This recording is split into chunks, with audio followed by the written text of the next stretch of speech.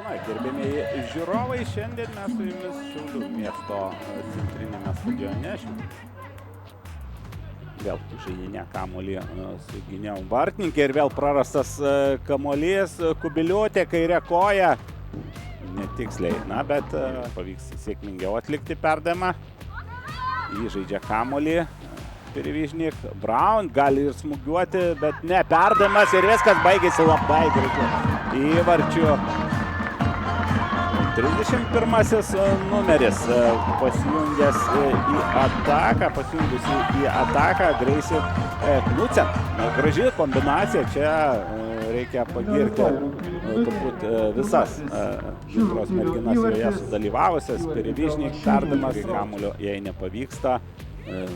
Dabar atrodė buvo gera situacija, bet vėlgi viskas baigėsi tuo, kad perdavimas ar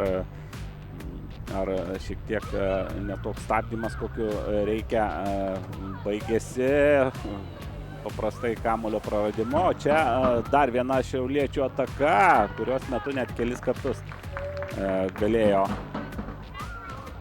Vyžnį. Laura Kubiliūtė smogės ir rezultatas tampa 2-0. Vėl graži kombinacija ir čia reikia vėlgi pasakyti gerus žodžius tiek Kristinai Perivyžnik, tiek be abejo Kiani Johnson. Kiani irgi turėjo galimybę bandyti žaisti 1-1, bet pamatė gerai atsidengusią Laurą, kad įmušė antrąjį Gintros įvartį. Geras dabar atakos pakeitimas krypties, perdavimas į baudos aikštelę ir dar vienas įvartis. O jį vėlgi ta pati Laura Kubiliūtė ir pelnė. Šį kartą smūgiu galvą laimėjo oro dvikovą. Ir vėl ten reikia gerų žodžių paminėti, ko gero Tereza Romanovska atliko perdavimą komandų treneriam ar kapitonam aikštės teisėja šūktelimų tiesiog praneša. Dar vienas smūgis ir gautai laiko iniciatyvą savo rankose.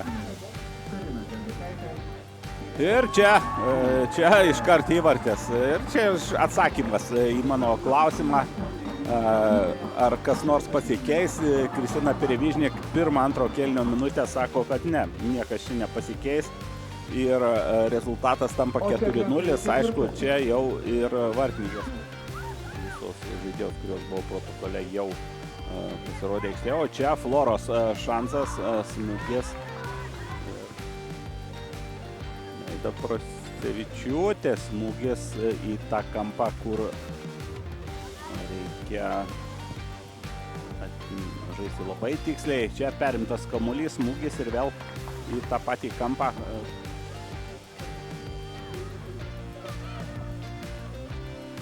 Smūgis iš toli virš vartų, kad buvo rungtynių pradžioje,